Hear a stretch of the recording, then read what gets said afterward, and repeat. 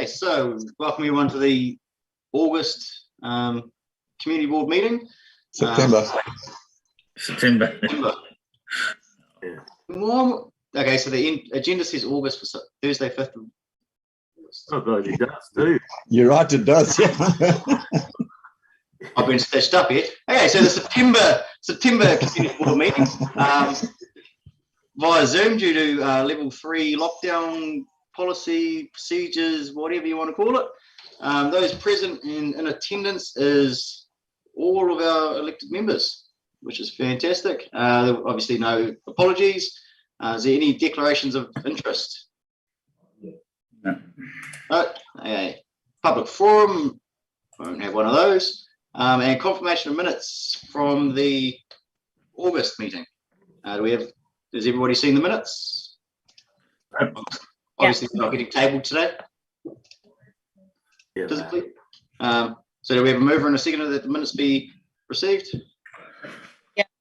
Katrina and Mr. Patrick, all in favour? All right. Sorry, Neville, who seconded? Peter Coventry. Thank you.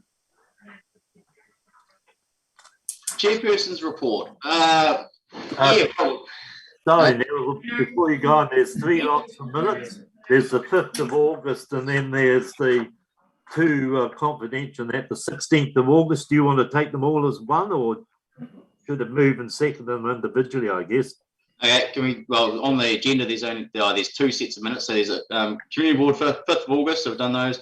The extraordinary meeting minutes from the 16th of August. Do we have a mover and a seconder for those?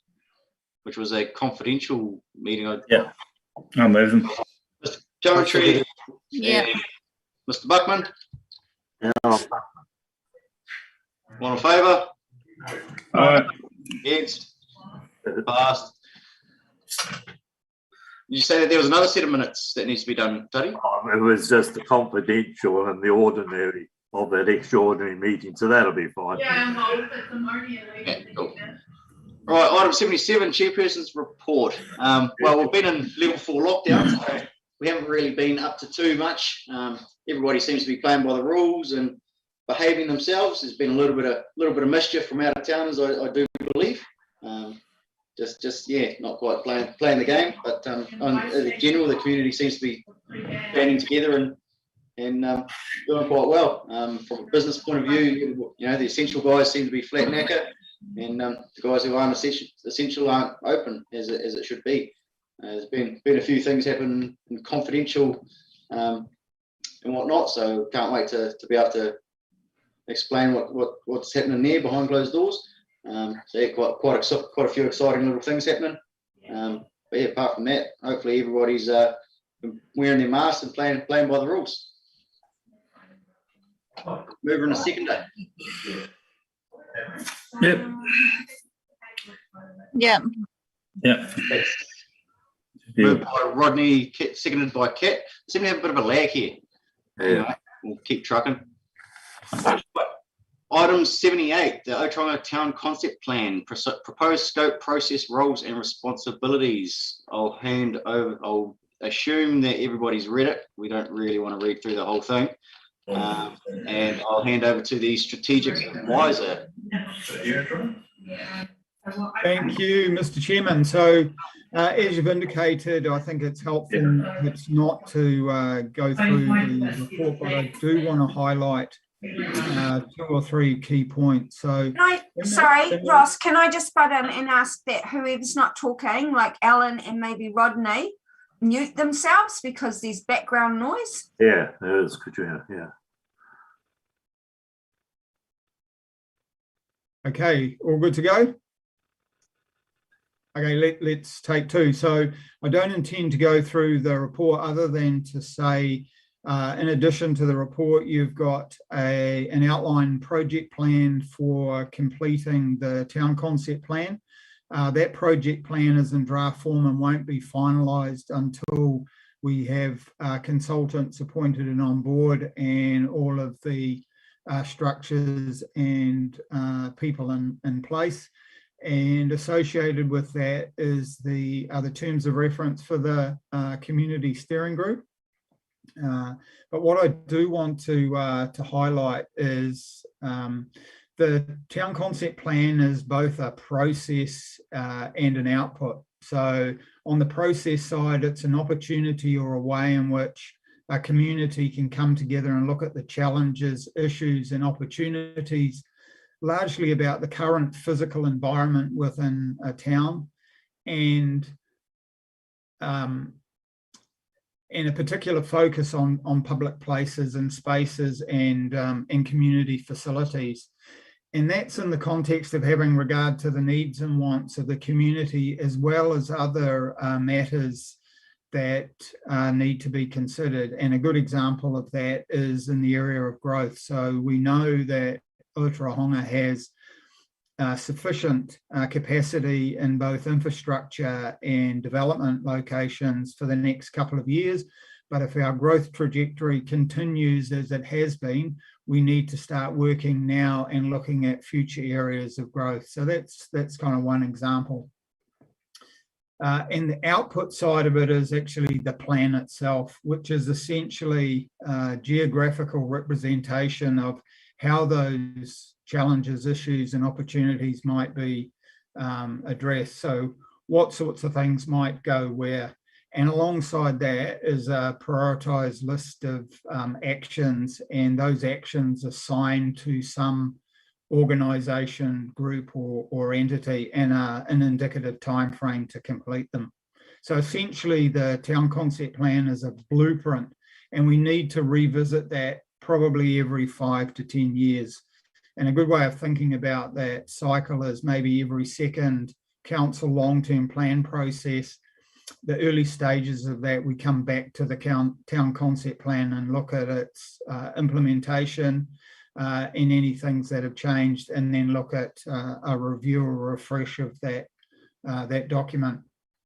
Essentially, there are several key or critical factors in delivering a successful town concept plan. So the first of those is local leadership, and you'll see in the roles and responsibilities section of the report and the project plan how they are being proposed, and specifically what the role of the Otorohanga Community Board could be. Second key factor is we want widespread community and stakeholder engagement. So it's no good advancing this process if we're not engaging with the community and key groups along the way. And then I guess the third thing is good project management. These processes are quite complex. They can be intense at times, and having a good project plan and good resourcing to support that is quite important. One of the things that I've highlighted in the report is we need to consider iwi involvement in the project, and the suggestion is that we engage with iwi as soon as we can and have a conversation around how best iwi might be involved in the project. And as I touched on before, another key group that will come together to support the process are a community steering group, and the terms of reference hopefully set out what the makeup or potential makeup of that group might be, and its roles and responsibilities. Now, as I've said, this is quite a major undertaking. We're talking about a project that's going to last the best part of 11 or 12 months. Council staff on their own don't have all of the capacity and capability to be able to undertake this work. And so you'll see reference to the appointment of consultants. So the benefit of consultants are twofold. One is there are plenty of experienced consultants out there who've done this sort of work before, so they have both the capability and capacity, but also they bring some independence to a process where I'm sure you'll appreciate there will be quite different and often opposing points of view around particular issues and opportunities. So having that professional independence to support the process is going to be quite critical. Suggestion is that the consultants are in place by Christmas. So throughout the course of the project, there'll be multiple opportunities for community and stakeholder input, and all of that will come back through the Otorohanga Community Board. And ultimately, the project plan targets council adopting the town concept plan before the elections in October of next year. So essentially, we're looking at having a finalised draft sort of 6 to 8 weeks before that, and coming back through the community board before it goes off to council for adoptions. So, Mr. Chair, there's a bit of a snapshot and highlighting a few key points. Happy to answer any questions. Yeah, it's certainly quite an in-depth report that you got there. One thing that I just want to ask first is on page number 10 down the bottom, where it goes into the scope. I'm just going to move that over so it doesn't bother me. Town centre plan will focus on the urban area of town. That said, consideration will also be given to the commercial industrial area developing to the west of the town on State Highway 39. Could we just get a quick little bit of a background around as to why the town centre plans including rural, even though it is industrial, and I understand that the milk factory is going out there. Yeah, have you got anything just to elaborate on that a little bit? Or yeah, so really, I think it's more of an acknowledgement that there is commercial and industrial development in that area, and there may well be more in the future. And if we're looking at a more sort of coordinated approach to looking at future areas for development, in my view, when you're considering commercial and industrial development, you shouldn't leave out an area that is already becoming an industrial or commercial node. So whether that ends up being more formally established as a future industrial commercial area, I think the process will work through that, but it's happening by default at the moment. Yeah, no, I think that sort of explains it a little bit. Any questions, queries, comments from any of the board members? So, Kat here. So based on that, I see you're doing the representation review. So it could be possible that our area could enlarge based on what comes up from that also? Sorry, I'm not sure I understand the question. So currently it's looking at having a look at the Otorohanga ward area. Yes. And if the Otorohanga ward area expands from the representation review, that would take in everything from that point there. Well, at the moment, we've got 3 projects in the space that cover the whole district. So the first of those is the Otorohanga town concept plan. Then next year, we're starting in parallel the Kawhia town centre plan project, and we're looking at reviewing the Otorohanga rural community plan. So across those 3 plans, we're covering the entire district. We're just having to take a stepped approach given the amount of work that's involved. And just an answer to your question, Kat, regarding the representation review, like our initial proposal in terms of 7 councillors elected by ward and 2 Maori ward councillors elected at large. So the 7, the 5 wards are basically the same as they are now. We haven't looked at, our proposal hasn't looked at any change to the town boundary. I did look at that at some depth, and because of the sparseness of the population around town in those particular mesh blocks, we would have had to have moved the town boundary a significant distance to get the desired effect. Okay, cool. Thanks, Graham.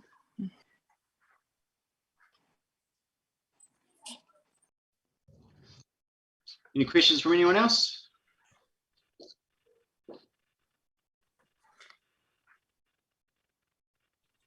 Okay, in that case, we just need to move that the report be received, or do we don't have to make an actual, oh, hang on, recommendation.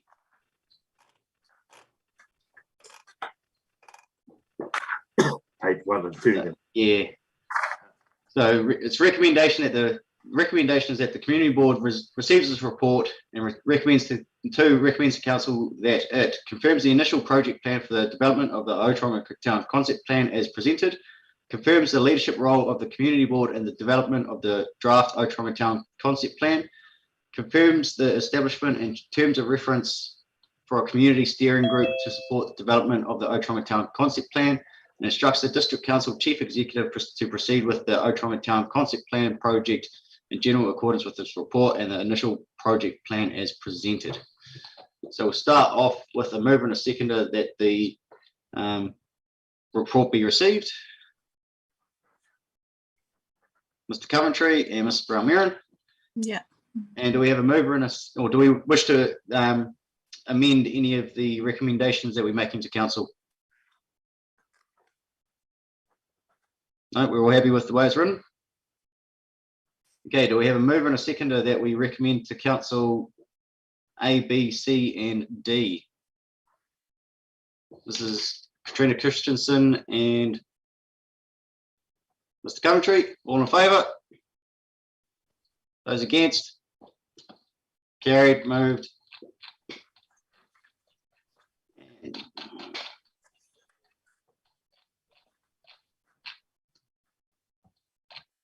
So, board member updates.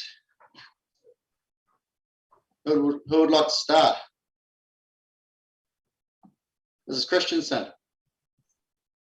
I've got nothing to report.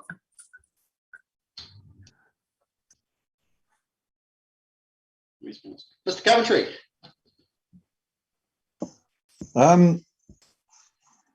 Yeah, I guess not a whole lot to report. Just a few things, having walked the stop bank every day for the since we went into lockdown and a few times before that. I don't know who needs to be aware or if you are aware, but obviously in some heavy rains kind of early on in lockdown, or maybe just before we went into lockdown, somebody with a four-wheel drive vehicle, fairly wide track space, as it's not a quad, well, there's a quad there, but somebody with the widest track space has done a bit of digging in the stop bank, just there by the bench opposite Hupatia Lake. And so, yeah, I don't know if that needs to just be, the stop bank itself is slightly damaged, not badly, but sorry, the stop bank walkway is slightly damaged, but coming up that bank, there's quite a few gouges in the stop bank there, and I don't know, it's fine as it is, but heavy rain running past there, so on could erode it, so it might just need to be looked at, is the one thing. And then just because for no other reason than the fact that I just get asked the question by my wife and a few other people around, by the car park at the college end of the stop bank walkway, what is all that earth and gravel and sand being accumulated there for?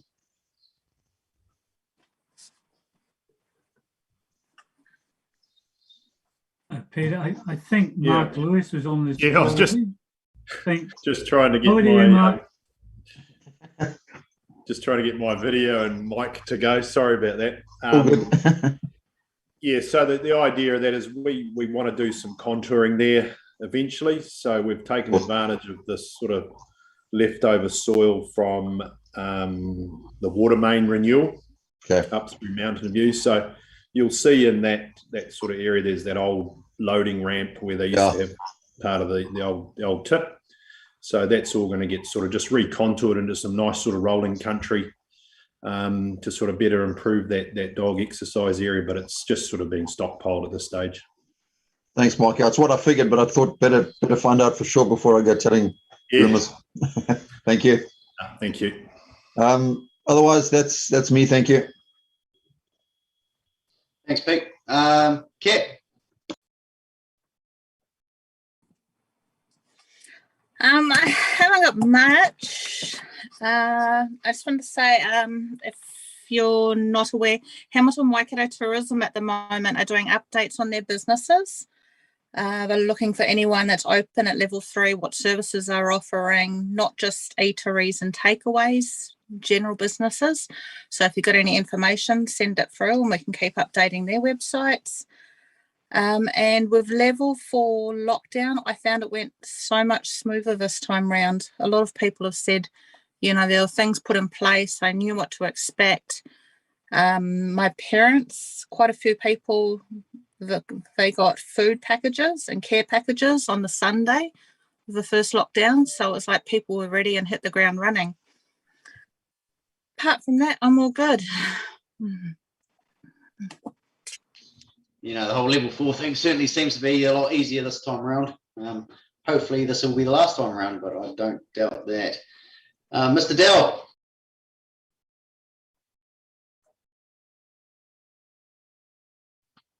Rodney, you got much of an update for us? You're still muted, mate. Oh, unmuted. Are we there? Yep, you're good. Nah, I haven't got much to say. Just, you know, trucking on in business and haven't been going too far. Although it seems like when we went to level 3, everyone thought it was level 1. The road seemed to get really busy.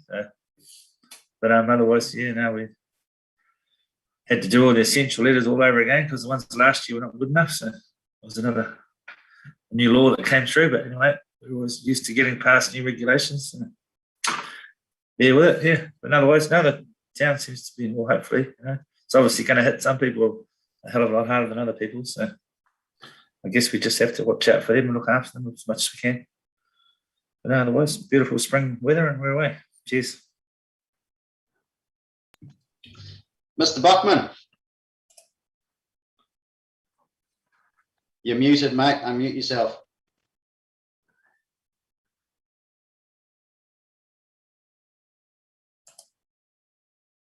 I'm mute. You hear me now? Yep. Okay. I haven't got much to report at all. In the wider community, there is a big concern about the number of motorbike thefts that have been happening in the last 3 to 4 days. It is unbelievable. I'm not sure how you can drive around at night at the moment during lockdown and not come to the attention of police. I know of in the last 3 days at least 6 or 7 bikes that have been stolen, and they're not little bikes. Some of them are big bikes. So it's unfortunate. North King Country Motocross Club got broken into, and their side by side got stolen. Their ATV got stolen as well, but they ran out of petrol halfway up the road, and they retrieved that. So I suppose it's just a shout out to the wider community. There's people out at the moment doing bad things and stealing a lot of bikes. God knows what else they're stealing. Yeah, it's pretty tough in businesses. We're an essential business. We've been operating on a small scale all the way through, but it's pretty tough out there. So, and I don't think anything is going to change in the foreseeable future unless we learn to live with this thing. That's me. Yeah, thanks, Alan. Yeah, it's certainly disappointing to see the community club get pilfered for a few of their bikes and whatnot. Yeah, certainly a little bit of shenanigans going around, which is a bit of a bummer, but such is life at the end of the day.